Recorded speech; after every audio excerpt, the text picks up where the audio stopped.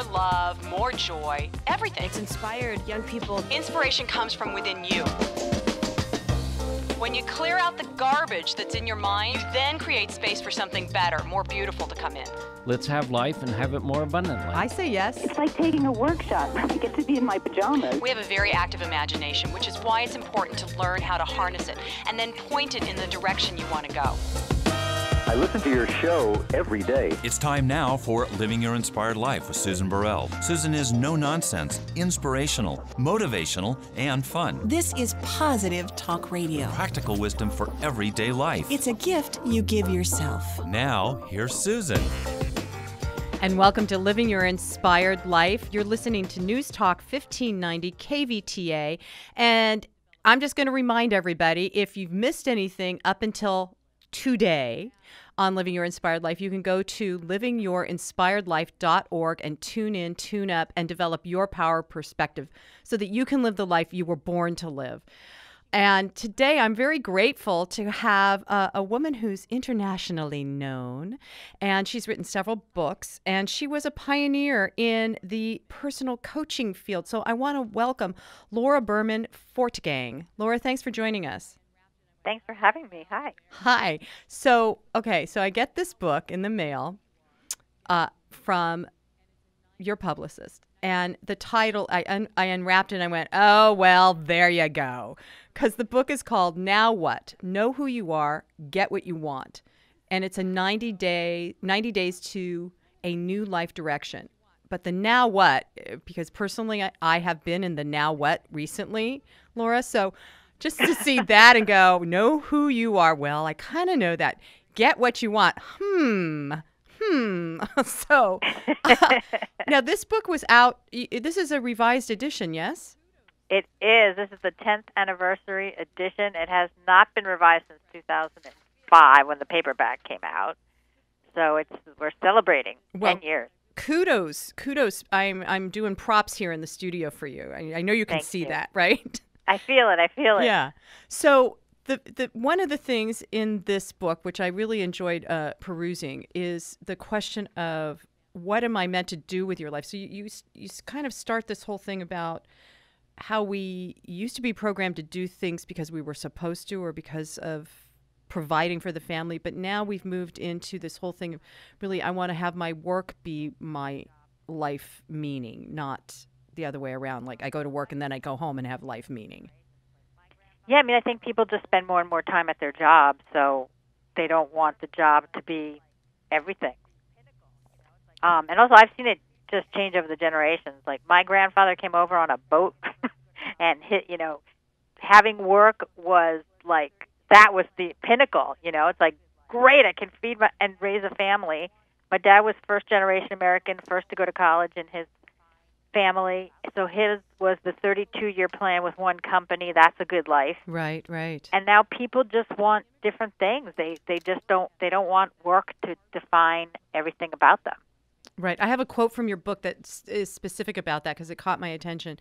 The immigrant work ethic was that of hard work and sacrifice to provide for one's family. The next generation or two followed the rules as they were outlined for us. Those rules have changed along with our desire to follow them. And I got to say, I feel that too, because I came from a similar background. Like my grandfather was in the same business for 30 plus years and all of that. And my father had a long time career. And of course, now we're just talking about the men. Isn't that interesting? But well, that was part of it too. That was part of it too.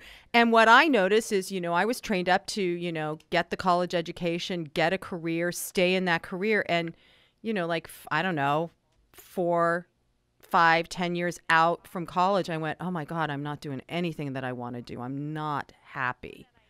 And this is what your coaching addresses all the time, right? All the time. And it oddly got born out of 9/11.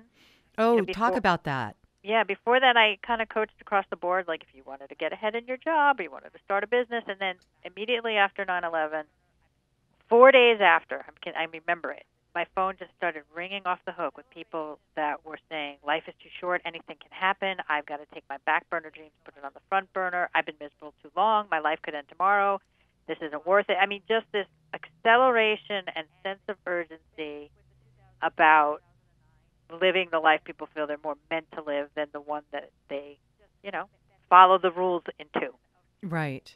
And then with the 2008 and 2009 financial crises, it just met this resurgence again of people, once again, some being shut out of industries just disappearing, like, we don't print things anymore, or we don't, advertising agencies don't work the same way. So many industries changing and people needing to reinvent, and people losing their life savings when they're going to retire in less than 5 years and needing to work longer. So just this, this has happened now how many times in the last 14, 15 years that people just have to pull themselves up from their bootstraps with no guidance, meaning companies aren't loyal anymore. Like, no one's going to have a 32-year career Right. at the same company anymore, like my dad.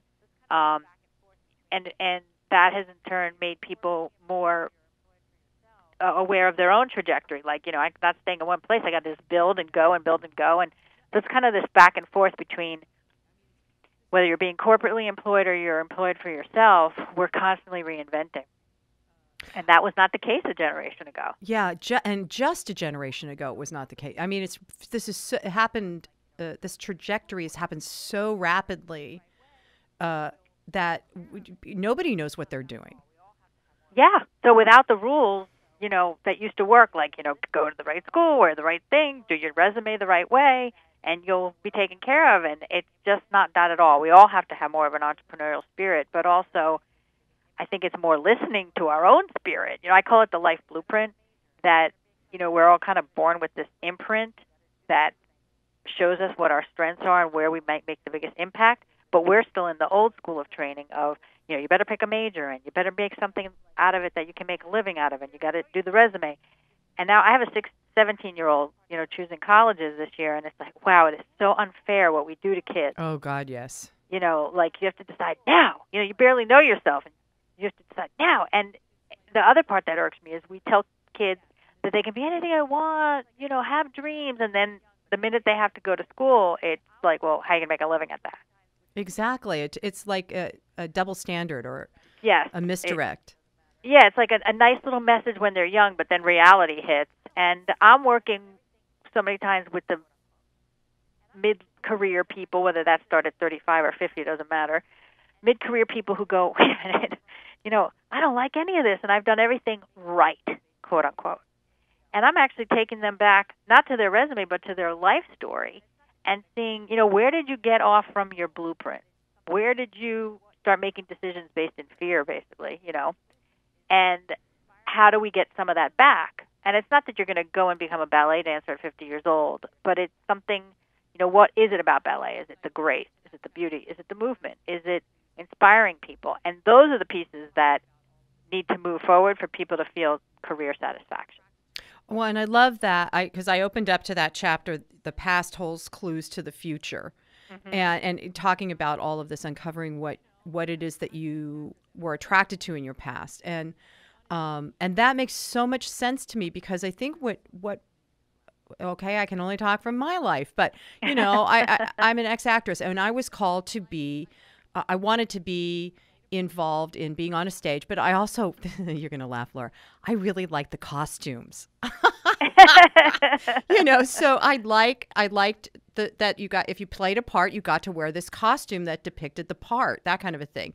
You know, and that's just one silly thing, but it's interesting to look back at your life and see what it was that kind of whispered into the corners of your mind what you were dreaming of being. Well, we share that we were both actresses, Susan. I was an actress. That's all I ever wanted to be, and my parents wouldn't let me go to school for that. They weren't going to pay for that, so I got a communications degree, a BS in communications, which I think is very appropriate. And then I ran off to New York to be a star. And, I was relatively successful. But when I'd already moved on to what I'm doing now, it was 10 years after the fact, I realized that, wait a minute, why did I really want to be an actor? For me, it wasn't the costumes. I knew I wanted to be on stage, but what was it? And I really wanted people to think in their theater seats, like to think, to be moved, to change something in their life because of what they saw on that stage. And I had this eureka moment of like, look at me now. I'm speaking and helping people one-on-one. This is what I wanted out of being on the stage. But I chose the wrong package to do it in, like the wrong job description. And that is something I've carried over into how I work with people, is that I call it the misinterpretation of the dream, like that childhood dream that we weren't allowed to do or it didn't turn out or whatever and we left it behind. It's not dead. It wasn't necessarily meant to be, Laura, you're going to grow up and be an actress. It might have more been that I didn't know how. No one taught us how to open that up like a present and look inside. And what's inside of it is you want to impact change. You want to make people think. You want to be on a stage and have a voice. That can go in so many careers. So how do you open up the package, Laura? How do you open up the gift and see what's inside? That's part of what this whole... The book helps you do that, and I do it with a series of questions. Because a lot of people may not know that good coaching is more about asking questions than telling people what to do. And I'm asking people, what have people always said you should do or be? And now that doesn't mean that you're gonna run off and do it. Like, did you remember anything from your past, Susan? People always say, "Oh, Susan, you should what?" Be an actress. Really, that was a lot of it. But was it because you were animated and dramatic? Yep. Okay. Right. So there. So people echoed that to you, and you went in that direction for whatever the reasons were. But let's say someone says, "Oh, you should be a comedian." Like, not everyone wants to go work out their material and be away from their family, or whatever. Right. So what is the whisper from their soul that's really being said to them? You open that up. It's not be a comic. It's use your humor. Right. To, again, get people to think, to inform people, to... Right. Or because you want to help parents and you write a parenting column, or you, I just saw somebody's website who's a humorist, and he speaks in corporations, and he actually created a role for himself at the company that he worked with as the company humorist. Oh, that's brilliant.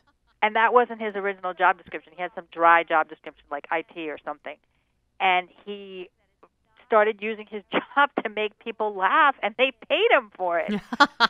And then he went off to be a comic in New York in the end. But my point is being that it's not necessarily this literal thing when kids have a dream or you have a dream. Maybe there's parts of that are the piece that you're meant to hold on to. And that's been a huge discovery.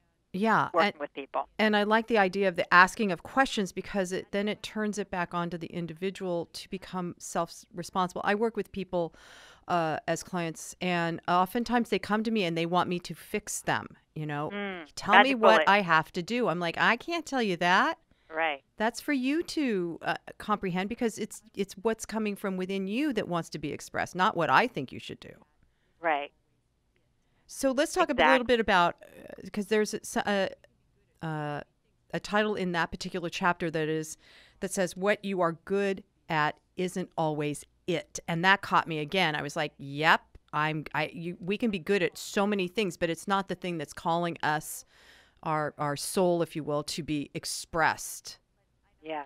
And first of all, thank you for actually reading through it. And second of all, and that's exactly how I feel, like your soul is calling to be expressed. We get good at something. I know someone who was really good at computers and helping people build websites, and his soul was crying. It was like, just because I'm good at it, I don't want to do this, So it's a muscle we've built. And because we might get paid well at it, we're like, well, I'm good at it, so I like it, and they pay me well. But you can't explain away that feeling that's still gnawing at you.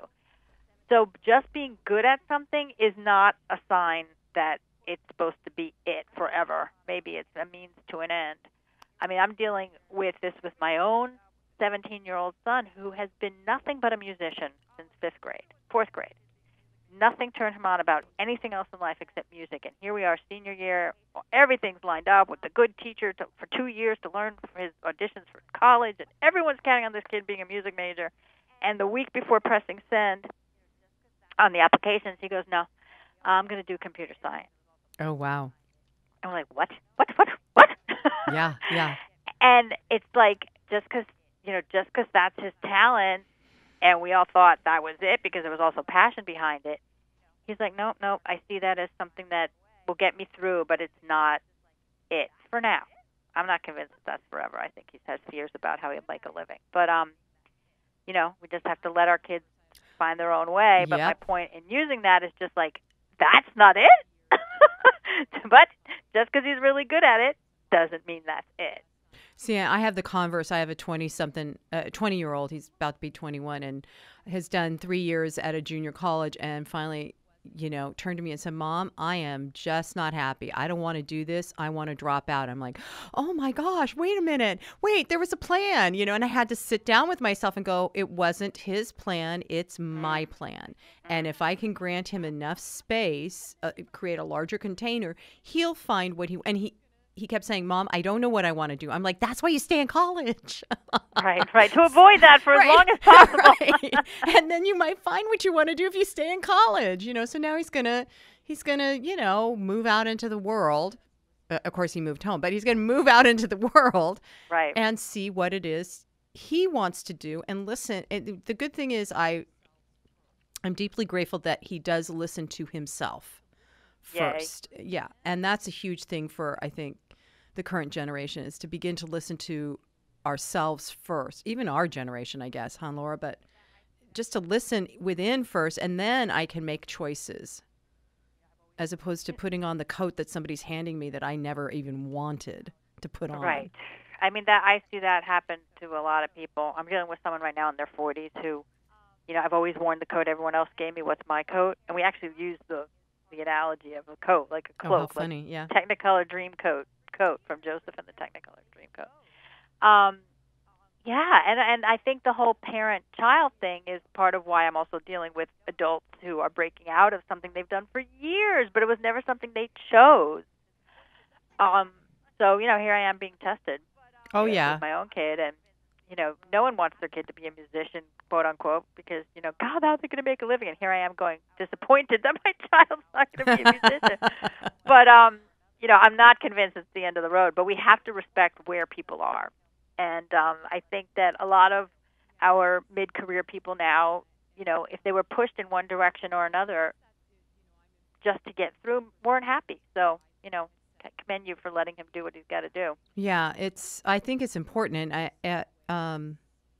And I guess that, you know, I'm informed from my personal experience of where I had set a trajectory of acting, and everything kind of started to go sideways. It's to where I ended up, I was coaching kids on set, you know, and I'm like, wait a minute, I'm supposed to be in front of the camera, and now I'm behind the camera talking to a kid about, you know, and that's when I went, all right, there's something not working here. What is my real calling? What is it I really want to do?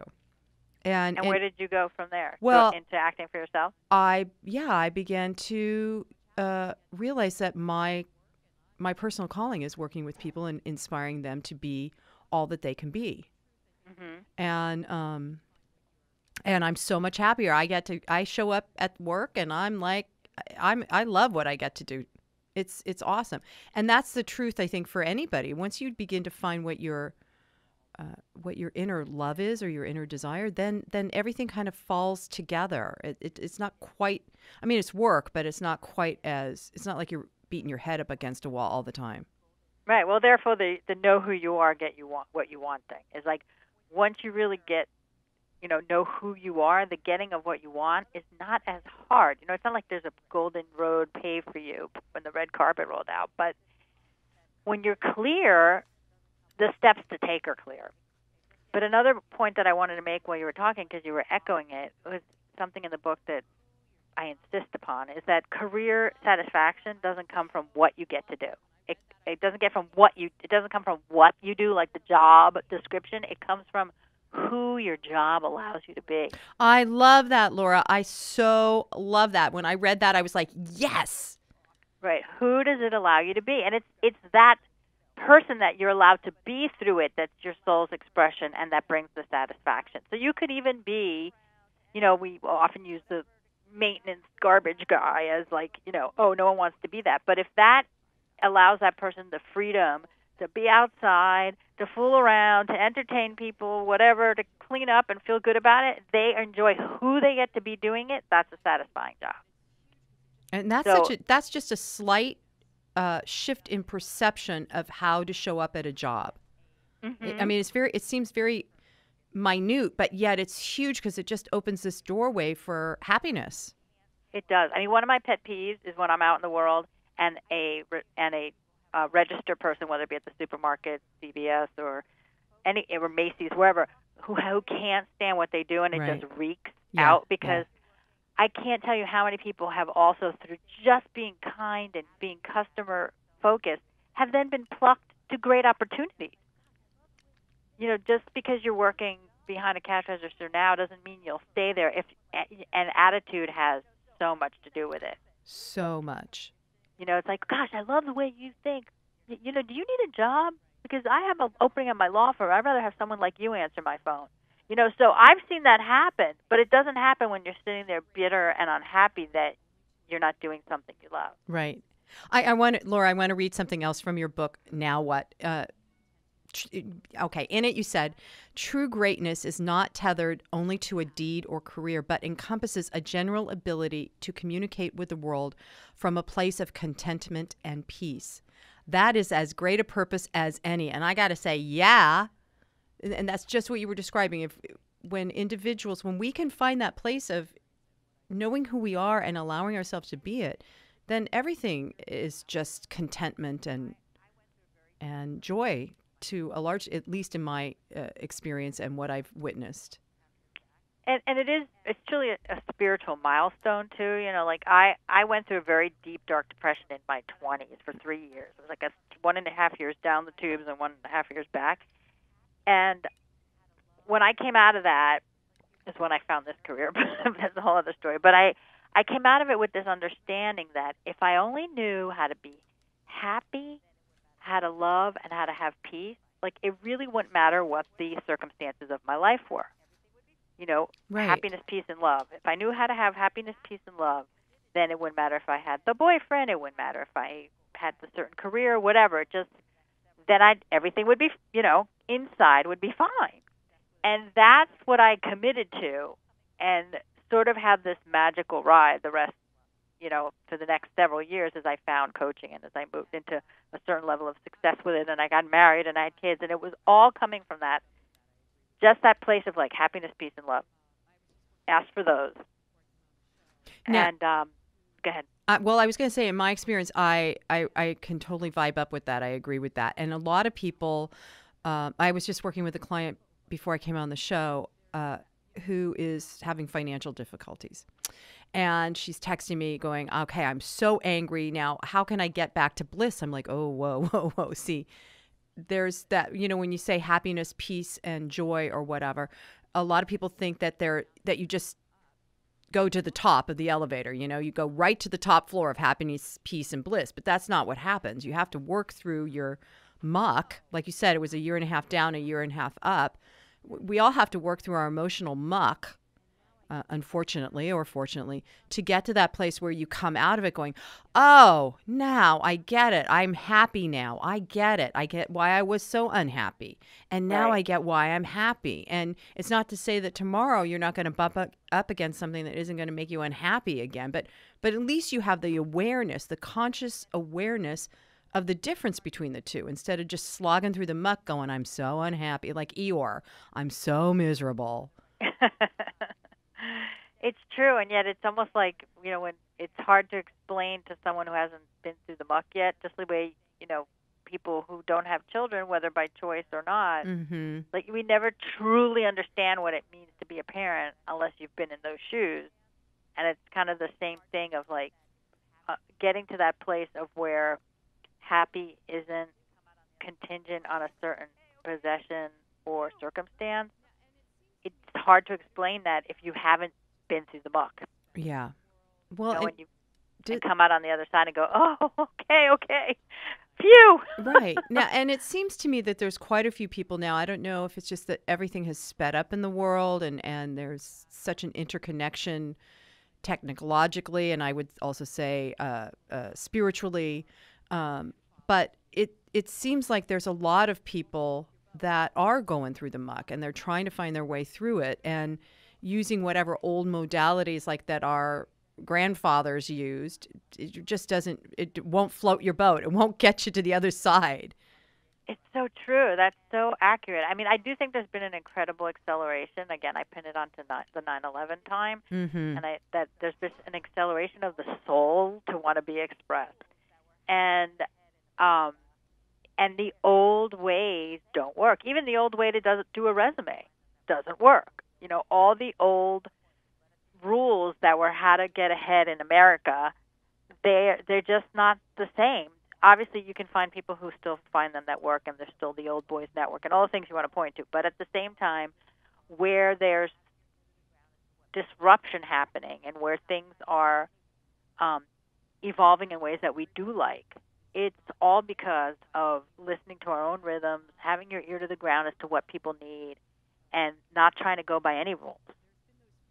That's the scary part, I think, is not trying to go by any rules, because that has not necessarily been modeled on a consistent large basis. There's been those few that have accelerated to the top, and they say, well, I was a rebel, I didn't follow the rules. But that all, again, that's like that person you want to put on the pedestal and go, well, he did that, but I can't. Oh, yeah, right, exactly. Yes, I know that pedestal. Yeah. True, but it's just that all they had was courage. I mean, they might have had some people to support them along the way, but they also had a vision. And that's the thing. Like, when you have a vision for something you want to create or a vision for your life, it then has to become non-negotiable. You know, I often use the distinction between probable and possible. You know, anytime we set out to do something new, it's probable that we'll fail, but it's also possible that we succeed.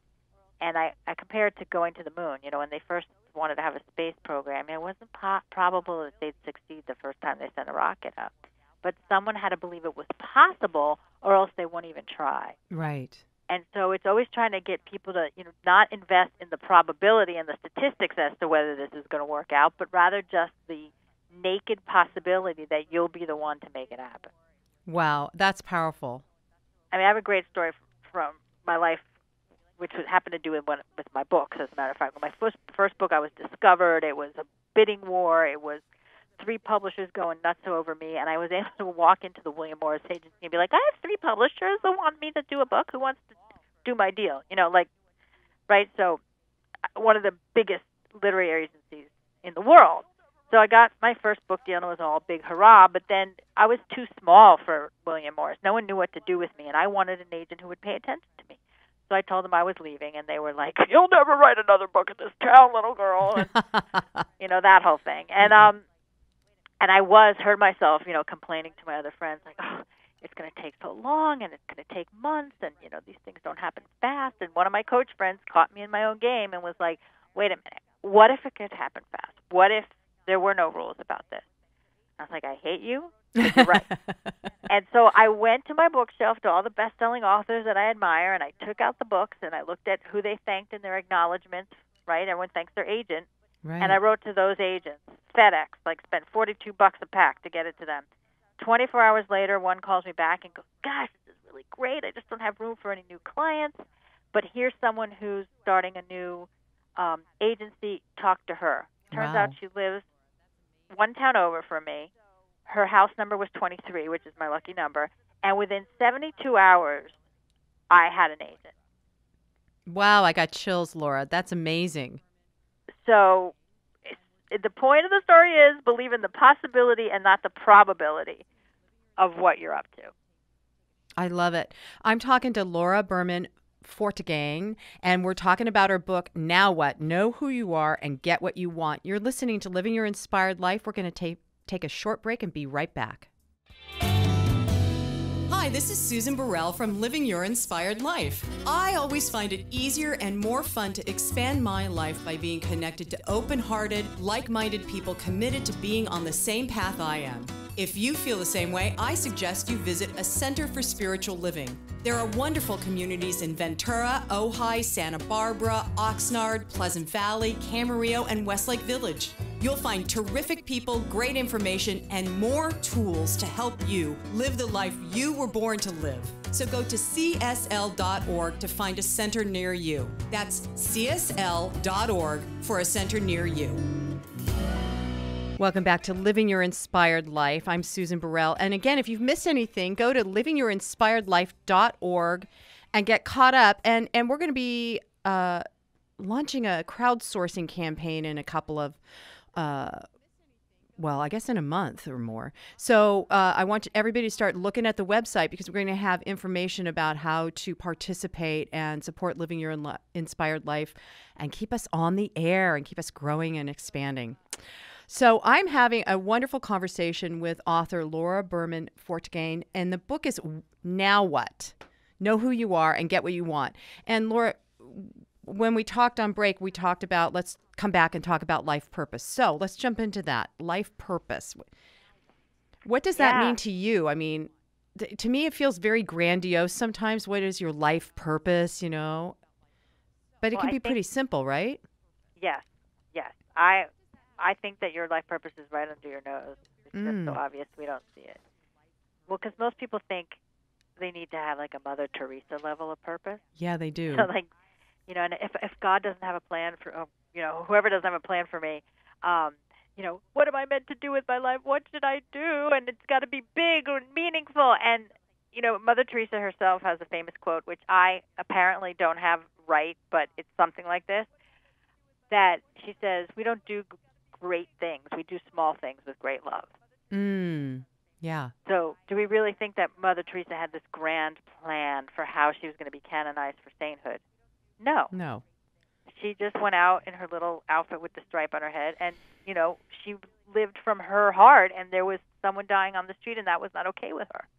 And it turned into taking care of him, and then hospitals, and then, you know, all the people working in her name. That just was a progression of who she was. So back to the who thing, like purpose isn't something you do or a grand plan. It's you being who you are. And if you look at your life, there are things that you have always done or have always been, and I call it your ripple effect. Like, what's your ripple effect? What do you cause in the world without any job description or big, powerful anything, just by being? And to me, that's your purpose. The most essential essence of you, like if you were taking out the tiniest bit of oil from a rose petal to create perfume, like that finest juice that is you, that if we just threw a little you into the pond, a ripple effect would occur. To me, that's your purpose. Oh, wow. That sounds pretty simple. It's simple. It's right under your nose. Like even the worst person you ever knew, someone's going to stand up at their funeral and say, you know, if it weren't for that schmuck, I would have never learned how to be independent. You know, I mean, there's something that we all cause, and then you get to choose if it's going to be productive or not. So just notice, you know, how have people always come to you in your life? It's nothing to do with your job. Do people seek you out for peace, to feel steady? Do people seek you out because you are a good communicator? Do people seek you out because they can hear themselves think in your presence? What is it that you just seem to cause? And that's why I say it's right on your nose. It's something you already do or are, and it probably doesn't even require retraining, but some people may need a license to practice it. Who knows, right? Right. We don't want our surgeon or our pilot to have had no training and just say, hey, I've always, you know, cut people open. I'm a surgeon. You know, so it's more of an essence about you, less than it is a job description or a hard skill. It's usually a soft skill. And if you think of vision, mission, and purpose, I think those words are used interchangeably, and that's not correct. To me, a vision is your eyes, what you see as possible in the world. And your mission is your hands. What are you going to build so that vision you have can come true? And the purpose is that essence that is you. Like, I'm the right person to cause this mission with that vision in mind. So ever since I started coaching, I often have this vision that everyone on the planet is a coach. And that doesn't mean there's a bunch of professional coaches running around. But, like, I know that when I coach one person, I'm really touching the 100 lives of the people that are in their life, because person is now changed. So I just see this ripple effect. I'm like, wow, there's going to be some time where no one even has to teach what we teach through coaching. It just is. That's my vision. So therefore, my mission is to create programs and books and courses and talks and anything that will help people get it. And why me? Because my ripple effect is causing change. That's just what happens. You meet me, you're going to change something. It's rather annoying. You're going to change your hair. You're going to change your marriage. You're going to change your career. It just is. That's just what it is. So from a very Buddhist place, it's like, because you exist, what is cause? Like, because I am, what is? What is in the world because of you? And that's your purpose. Well, it seems, as you're describing it, I can hear like a part of me at some point in my life a while back, maybe yesterday, saying, oh, yeah, but those things I do naturally, that doesn't really have any meaning. That really can't be my purpose because that stuff is so easy. Right. If it's easy, we think it's not. There's that immigrant work ethic. Yeah. It has to be hard. Therefore, you've earned it. But the new ethic, and maybe that's why we call people slackers, Generation Xers. But it's not slackers. It's just understanding that there is something ingrained in you. Again, I call it your life blueprint. That there is something that you just do naturally, and you can make a living around it. Or you can take the job you're in right now and just turn up the volume on that essence about you and watch your whole work situation change. Yeah, and that's an interesting thing, too. I'm thinking specifically of this a client of mine who's been in a job and moved up the ranks for like a little over 25 years. And now she's really she doesn't want to be a part of the company anymore. It's changed so much. But yet she's chosen another job within the company thinking that she could turn up the volume, that she could make the change from within the company. Now, what do you do about the person that can't do that?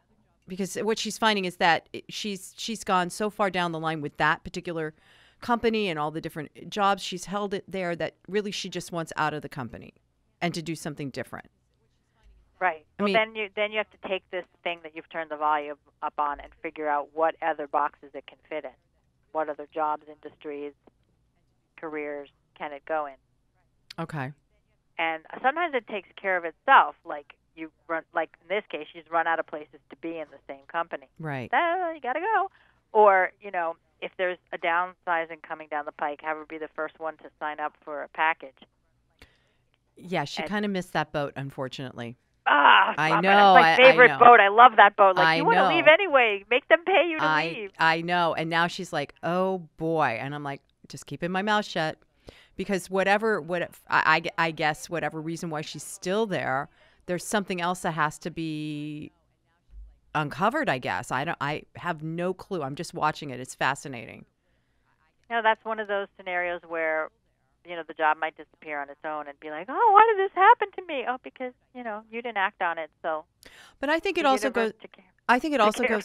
Yeah, I think it also goes back, Laura, to the thing of really believing that your essence, the truth of your being is really what you're here to be. Mm-hmm. And therefore it does inform our vision and our mission, the thing we're going to do. But I think, like in the case of this particular person, she just can't quite trust that who she is enough. Who she is has meaning and value to others. That doesn't have to be in a she volunteers a lot too. So that's where she gets her reflection of her who. Right, her who, right? Right. But in work, she thinks she has to be this completely different person.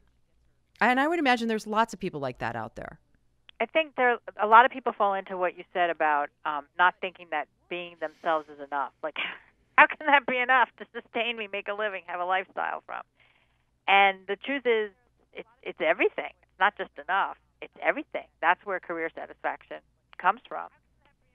But the piece, the collapsed place here is recognizing it and buying in, but also she just can't see how she's going to get there. Right, and that's the thing I think that stops a lot of people. Right? Mm-hmm. They want to see what the map is. What road am I going on, and where do I turn left, and then when do I turn right? And you can't always do that. And, of course, having now had life experience. No, it's not always a sure thing. Yeah, there's that leap of faith kind of thing, Yeah. And not to push someone over the cliff and have no way to have a living or anything. That's not going to work. But if she's going to stay where she is, then it's like, okay, you've got to put in an hour a night or 3 hours on one day or whatever to start looking for where else you can use this volume piece Mm-hmm. part. Mm-hmm. And it may mean completely redoing your resume to be skewed in that direction. But it's doable. Right. So But that faith part, like you can't feed people that. That belief in you being enough. It has to come from them to recognize it. right, and that takes excavation. Yes. Which goes back to your whole thing of looking at your past and what your story was. Yes. I don't look at anyone's resume, actually. I look at their life story because the life story holds clues for me. I want to see the themes to your life. Sometimes the theme can be something that's missing. Oh, yeah. I had a 9/11 widow that I worked with 2 years after who was so weird. As I read her story, I was like, gosh, something's missing. You're always in the back. You're in the back of your husband. You're in the back of the glass as a bank teller. You're in the back room as a CPA. And this was just an intuitive hit on my part that I was like, it's like you're never out front. What was that about? And she said, it's so weird that you bring that up. I've been asked to lead a nonprofit to put up a memorial for 9/11 in the area that she lived in. She goes, I've never been in a leadership position. I'm so scared. I don't know if I should take it. And she wasn't even going to mention this to me. Oh, wow. And so, I helped her with that, and it led to her meeting her next husband, and it led to all kinds of opportunities for her. So it's looking at your story, and maybe someone else has to look at it for you to have that objectivity. But look for the themes, the patterns. Even if they're negative patterns, that's okay, because once we recognize a negative pattern, then we have a choice. If we don't recognize it, it runs us. So, go ahead. Well, I was just going to say in your book, Now What? There is this is what I love about this is it's 90 days. It is a weekly process that, and you say in the book, you be committed to doing the process even if you think it's not working. And and I love that because it's true. My son says true that because as we go through processes, some of them are so subtle we don't even know we're undergoing a process until we look back 5 years later and go, whoa, that was profound. So I love the idea that you take us through a weekly thing, a weekly process, a weekly asking of questions and answering to decide what it is that I guess it's me, Laura, that I want to know what I want to do now, how to get it. And you mentioned the word excavation. I mean, it really is an excavation. That what happens with process is people want to get to the destination, right? You've heard it's not the destination. That's me. It's the process. But they go, why don't I know it yet? Why don't I have it yet? Why can't I figure it out yet? And as long as you stay in that stress, your answers don't come. So it's really this. It's like almost meditation. You have to practice the not knowing and be in the process, as uncomfortable as it may be. And sometimes the answer doesn't come till the process is complete. I've had people get it on the last session. But people want the answer, back to what you were saying about your client. And so being in the process means not judging it.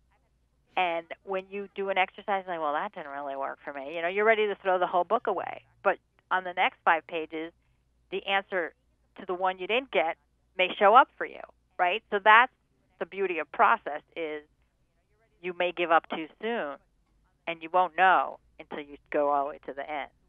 I think there's an old story of the person who bought a diamond mine and it had been abandoned or something, and they were chipping away, and nothing was happening, and they so wanted their fortune, but it just never happened, and they walked away, and the next person who came with the pick found the diamond. Of course, right? Right. So we just give up too soon. So it's hard. I mean, there's no steadfast rules about how long you stay with a process, but definitely the Now What 90 Days to New Life direction, the process is an arc. And through this arc of self-discovery, the answers start coming. And your life story, again, so you're looking for the patterns, you're mining the patterns, but you're also mining, this is a place where a lot of people don't know to look. I call it your driving motivator. Yes, talk about that. Yeah. I mean, some of us have obvious motivation. Like, my motivation was, I wanted to be the next Donald Trump or whatever. But for a lot of us, we're run by a coping mechanism that we probably picked up in childhood that we've never named because it served us to a certain point, and we may be in a place where we feel like we're losing our mojo, or we don't know why things aren't working the way they used to. You and I were talking about that. Mm-hmm. And you have to look at, like, at what's my driving motivator? What has driven me to this point? And I always ask people if they made a vow. Did you ever make a vow, maybe as a teenager, even earlier or later? And I found some interesting vows over the years, like, I'll never be like my mother, or I won't be a teenage statistic. There's a young woman who became pregnant as a teenager. Now she was in her 30s when we worked together, and she was so successful, but she was so unhappy. And the vow was, I won't be a teenage statistic. And I'm like, well, you weren't. You had 2 kids. You married the guy.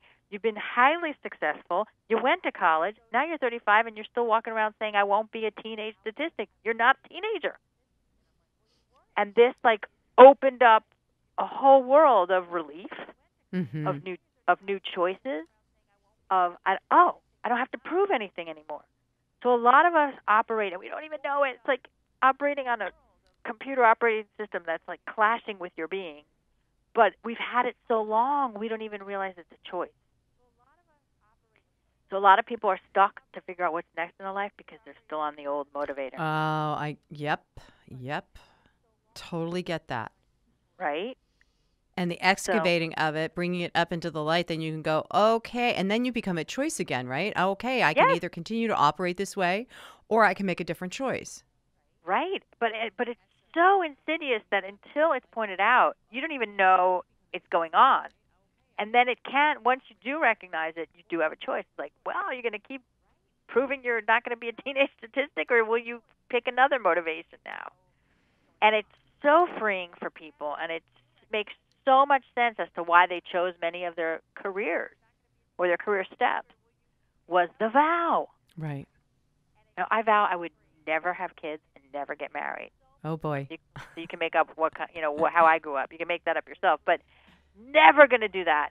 And part of my long depression was because I met someone who asked me to marry him, and I just lost my mind. Like, my vow was so intense. And that's what a lot of people do if they grew up in an environment that was challenging in any way. We make vows and we don't even realize it, and they follow us into adulthood and stop working. Yeah.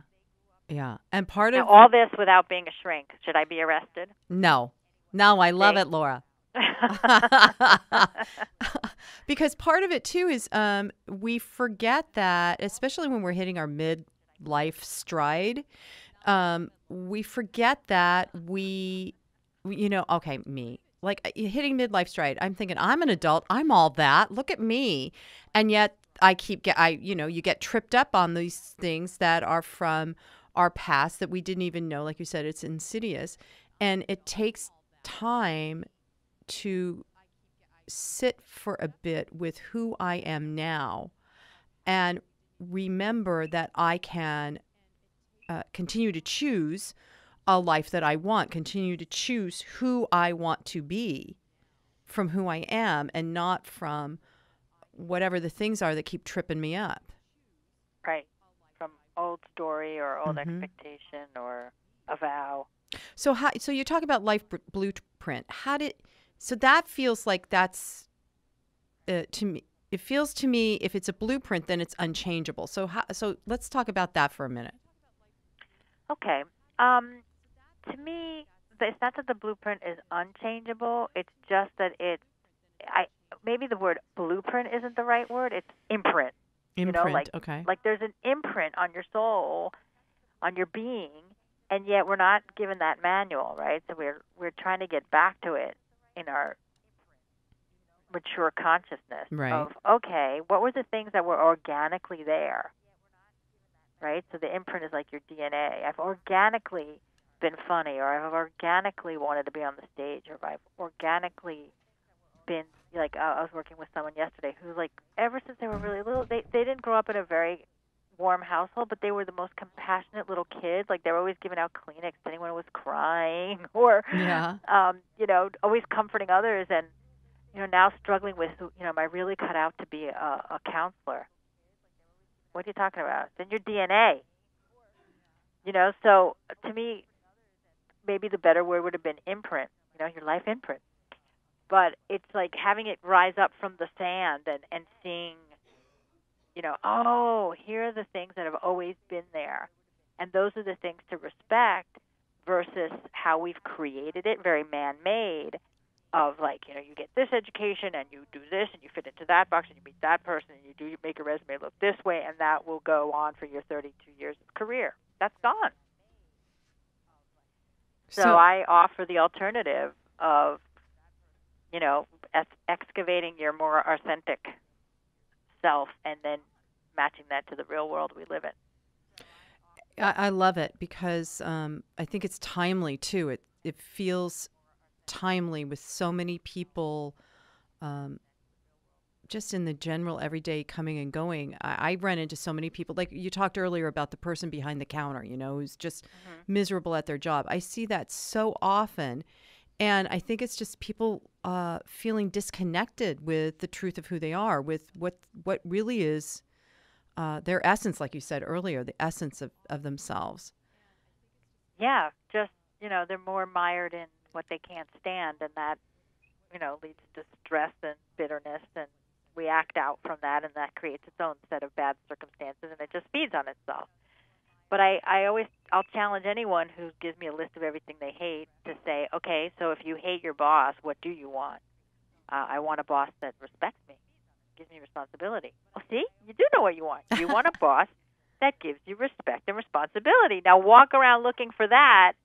You're going to find it sooner than walking around going, I hate my boss. I hate her. Yeah, you just keep affirming the thing you don't want. And I love that that's what that is one of the exercises of, it's the very first one. Right. What do you hate? And then, what is it you want, you really want?